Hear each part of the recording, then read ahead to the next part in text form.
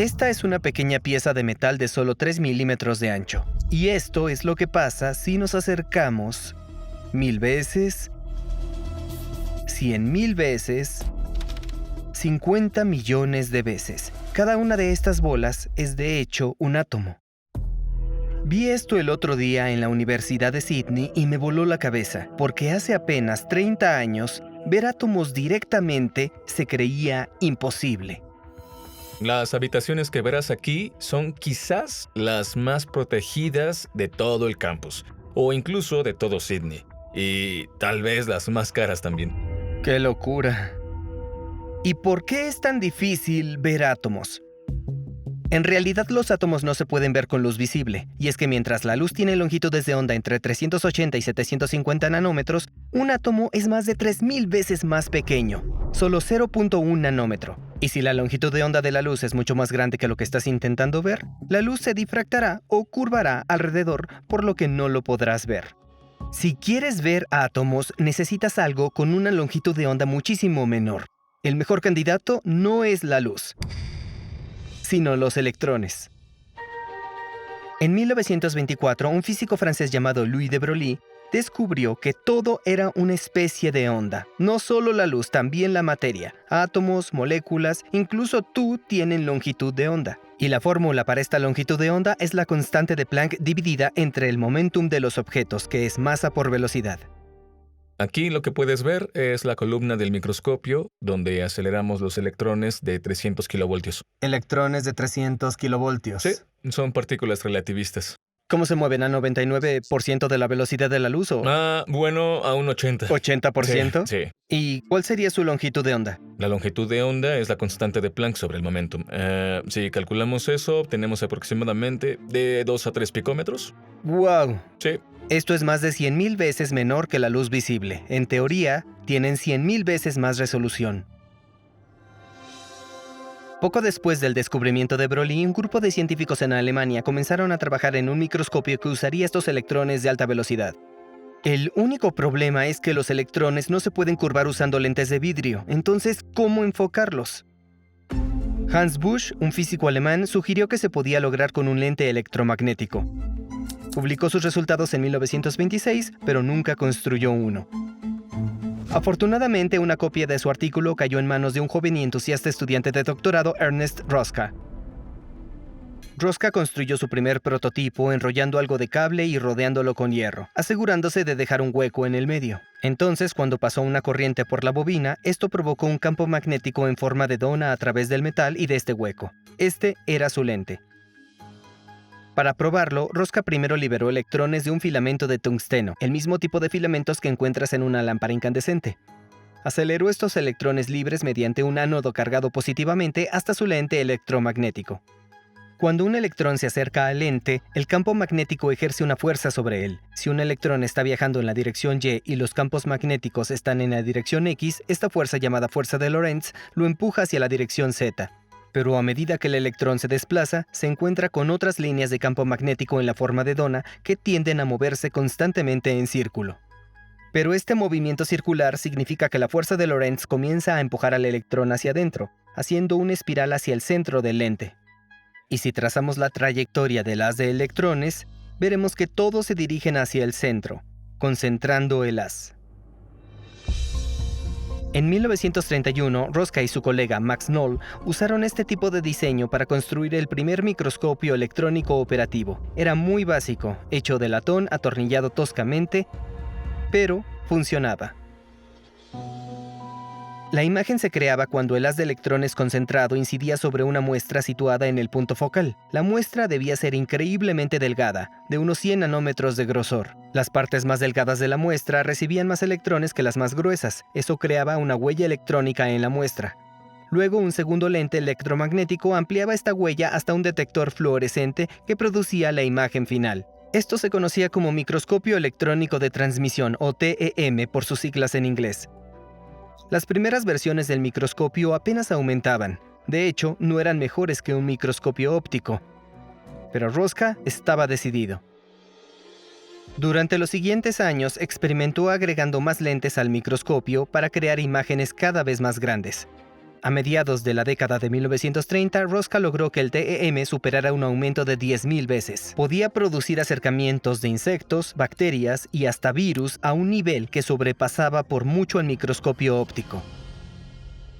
Pero justo cuando el TEM de Rosca estaba despegando, un físico alemán llamado Otto Scherzer publicó un artículo diciendo que el microscopio estaba por topar con pared. Había una falla en el lente electromagnético, escribió, que era absolutamente inevitable. Para que un electrón llegue al foco del lente, debe desviarse una cierta cantidad. Si se simplifica su trayectoria, se puede definir esa desviación ideal con este ángulo θ. Este ángulo depende de la distancia horizontal del electrón con respecto al eje óptico y de la profundidad del eje de enfoque, también llamada distancia focal. Cuanto menor sea la distancia focal, mayor será el aumento. Si se grafica este ángulo como una función de la distancia al eje óptico, se podrá ver que se puede aproximar como lineal.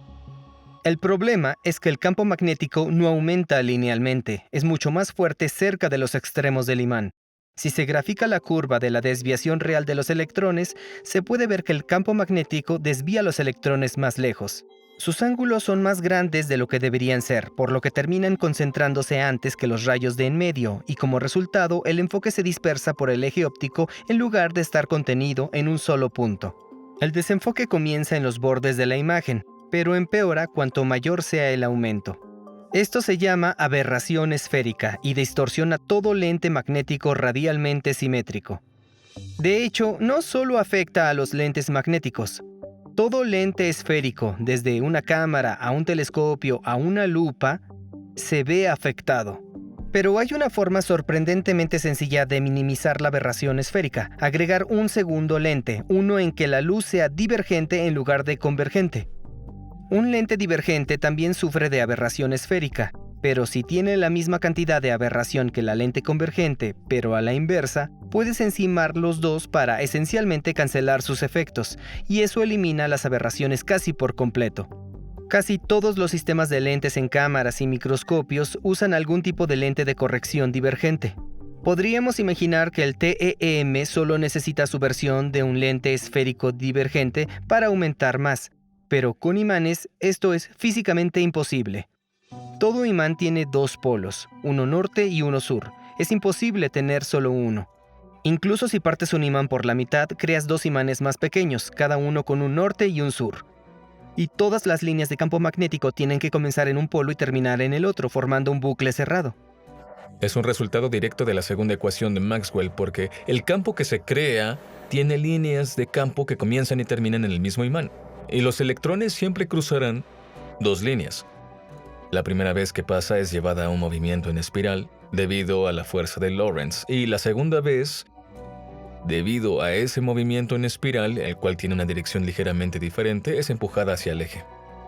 Por eso todos los lentes electromagnéticos automáticamente convergen el haz y nunca lo divergen. Incluso si dispararas electrones desde el otro lado de la lente, se concentrarían.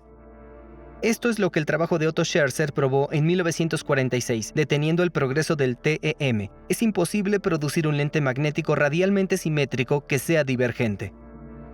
Y esto fue un gran obstáculo para el desarrollo del microscopio electrónico, porque la gente se dio cuenta de que podían acelerar los electrones tanto como quisieran, pero la presencia de la aberración circular siempre sería un estorbo. Debido a este obstáculo, los avances en la resolución del microscopio frenaron significativamente. Para 1955, otro microscopio se le adelantó al TEM y tomó la primera imagen de átomos aceptada generalmente. Era llamado el microscopio de iones de campo y funcionaba disparando átomos de helio o neón hacia una punta de aguja atómicamente afilada. La punta tenía carga positiva, y cuando los átomos de gas golpeaban la aguja, se ionizaban y eran repelidos perpendicularmente hacia la superficie. Eso formaba una imagen de la estructura atómica de la punta. Pero este método era limitado. Solo daba una idea de la estructura atómica de la punta de la aguja, y las imágenes no eran muy impresionantes. Por suerte, el microscopio electrónico de Rosca no se quedaría estancado en el reino de los insectos y bacterias para siempre. A pesar del límite de aberración de Scherzer, el trabajo en el microscopio electrónico de transmisión continuó. Durante las siguientes 4 décadas intentó mejorar la resolución con alternativas ingeniosas. Quizás el mejor ejemplo de esto sea la del físico británico-estadounidense Albert Crew. Su idea era reemplazar el filamento de tungsteno que disparaba electrones al azar con una fuente más enfocada. En lugar de liberar electrones en la superficie, intentó atraerlos con un campo eléctrico más fuerte. Y al afilar el tungsteno en punta fina, pudo crear un haz angosto, el cual era más de 1000 veces más brillante que antes. Combinó su nuevo haz angosto con una tecnología inesperada: la televisión de tubo de rayos catódicos. Estas televisiones funcionaban escaneando un rayo de electrones por toda la pantalla. La pantalla estaba recubierta de un fósforo que producía luz cuando era alcanzada por electrones, y al variar la intensidad del rayo de electrones se podía variar el brillo de la pantalla, logrando una imagen en blanco y negro. Crew deseaba construir un haz de electrones para el TEM que escaneara la muestra nanoscópica. Y en lugar de crear una impresión de toda la muestra de golpe, el haz de electrones de Crew hacía impresiones más pequeñas trazando la muestra por partes. Esta no era la primera vez que alguien intentaba hacer una versión del TEM que escaneara. El investigador alemán Manfred von Arden construyó un prototipo inicial en la década de 1930, pero fue destruido durante la Segunda Guerra Mundial. Cuando Crew revivió el diseño de Arden, le hizo muchas mejoras drásticas, y para 1970 ya tenía esto: la primera imagen de átomos individuales tomada con el microscopio electrónico. Los investigadores rápidamente adoptaron su tecnología, produciendo incontables imágenes de átomos. Después de casi un siglo de mejoras de Rosca, Crew y muchos otros, las mejoras de aumento del TEM habían alcanzado un punto máximo. Pero el problema de Scherzer aún existía. Las aberraciones esféricas fijaron un límite rígido sobre cuán pequeño se podía ver. Incluso Crew dejó de intentar solucionarlo después de más de 10 años de trabajo. Desafortunadamente, nunca pudimos solucionarlo. Después de muchos intentos desesperanzadores, tuvimos que admitir la derrota. Por esa época emergieron otros microscopios que también podían hacer imágenes de átomos. Estos microscopios de sonda funcionan deslizando un estilete increíblemente pequeño sobre la muestra. El estilete detecta variaciones en los efectos cuánticos o fuerzas a escala nanométrica para trazar la superficie de la estructura de la muestra. Eran más fáciles de construir y, al no usar lentes, no estaban limitados por la aberración esférica. Sus imágenes incluso eran en 3D. Pero la cuestión de fondo era que estas sondas no estaban realmente viendo átomos. Más bien, sentían los átomos. Durante los 80 y 90, esto es todo lo que teníamos. Pero, ¿qué tal si había otra solución? El teorema de Scherzer probó que un lente divergente radialmente simétrico no es posible. Pero si estás dispuesto a renunciar a esa simetría, el teorema ya no se aplica. El problema es que la simetría radial es posiblemente la propiedad más importante de un lente, porque si rompes la simetría, también rompes la imagen. Pero 3 científicos rebeldes pensaron que tal vez había una forma. Knut Urban, Max Heider y Harald Rose eran conocidos en la comunidad de los microscopios electrónicos como problemáticos. Y por años, casi nadie se había interesado en su investigación, o, lo que era más importante, en financiarla. Y había una buena razón: su idea era un tanto loca. Querían romper la imagen a propósito usando una lente que no fuera simétrica, esperando que hubiera una pequeña parte de esta imagen distorsionada que fuera un poco divergente. Y tal vez, solo tal vez, esta pequeña parte pudiera corregir la aberración esférica del lente original. Y se pusieron a trabajar. Para distorsionar la imagen, usaron un enorme nido de electroimanes con 6, 8 o incluso 10 bobinas e imanes diferentes con campos magnéticos irregulares. Fueron conocidos como los magnetos hexapolares, octapolares y decapolares. Y cuando el haz de electrones pasaba por un hexapolar, torcía y apretaba la imagen plana de 2 dimensiones para formar una sillín triangular. Y la circunferencia del haz original era empujada hacia las 3 esquinas, mientras que el resto del interior se estiraba. Pero ahora la mitad de la imagen tenía un leve arco cóncavo, dándole el efecto de una pequeña divergencia. Luego Rose, Heider y Urban forzaron el haz a través de un segundo hexapolo, uno que funcionara de manera opuesta, de manera que la imagen distorsionada volviera a desdoblarse a una forma circular. Pero ahora calcularon que esta nueva imagen aún podría tener remanentes de esa pequeña divergencia en su centro, con la aberración esférica apuntando al lado opuesto. Y si sus cálculos matemáticos y de ingeniería eran exactos, podían introducir una imagen con aberración esférica a través de estos dos lentes para contrarrestar casi por completo el efecto. Y me imagino que otros científicos pensaron que era una locura cuando la propusieron, ¿verdad? Y no solo el concepto, también creo que el que fuera técnicamente factible. Se pensaba que esto no era posible. En mayo de 1997, al grupo solo le quedaban 2 meses de desarrollo antes de que su último patrocinador retirara su apoyo, y para empeorar las cosas, su versión más reciente del lente solo existía en el pizarrón. Pero de algún modo, para el 23 de julio, solo una semana antes de que se les acabaran los fondos, el nuevo lente estaba listo para ser probado. Lo pusieron con cuidado en el microscopio, pero como todas las veces anteriores, el lente era inestable y falló.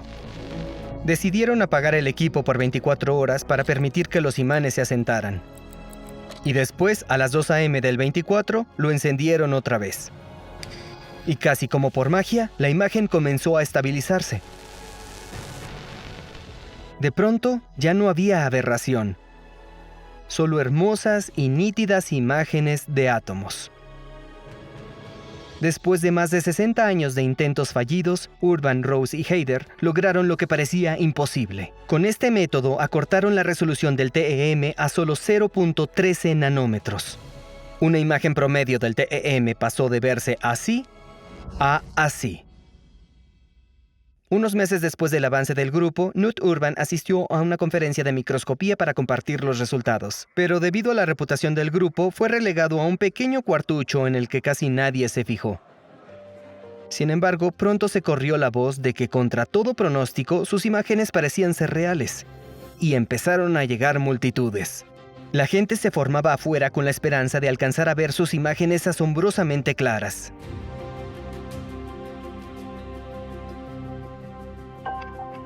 Ahora tomaremos un portaobjetos. Sí, sacaremos un portaobjetos. Lo vamos a poner bajo el microscopio óptico. La muestra es una pequeña laminilla que no se puede ver sin el microscopio óptico. Sí, mira ahí dentro. Hermoso. ¿Hay una punta sobre la B? Sí, y en su parte superior, del lado izquierdo, parece que hay un poco de polvo. Esa es nuestra verdadera muestra.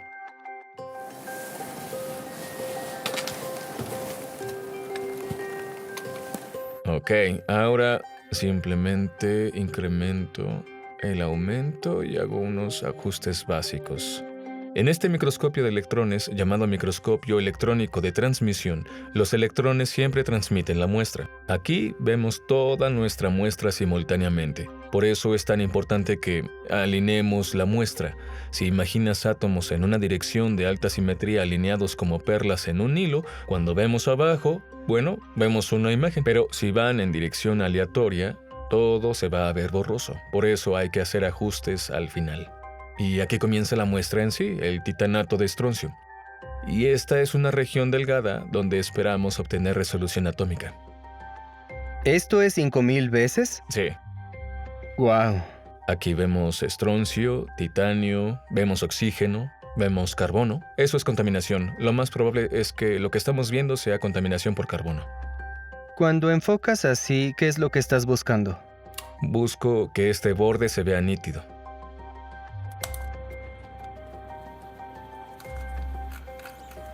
Son átomos. ¿Qué?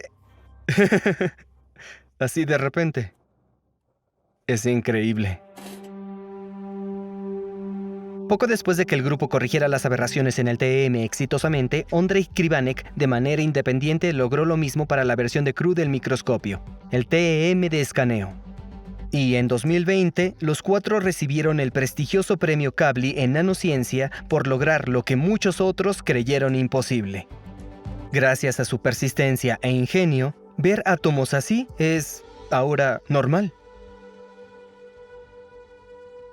¿Qué diferencia hace la corrección de aberraciones? Si quieres ver átomos y si quieres, por ejemplo, medir distancias interatómicas y si quieres aprender qué tipo de átomos tienes, necesitas corregir aberraciones. Para cualquier investigación de ciencia de materiales, ingeniería química, necesitarás ver qué está pasando al nivel atómico, porque buscas conectar las propiedades a la estructura. Si no puedes ver la estructura al nivel atómico, solo tienes la mitad de la información. Eso cambió las reglas del juego. Por eso hoy en día toda universidad en principio necesita un microscopio así.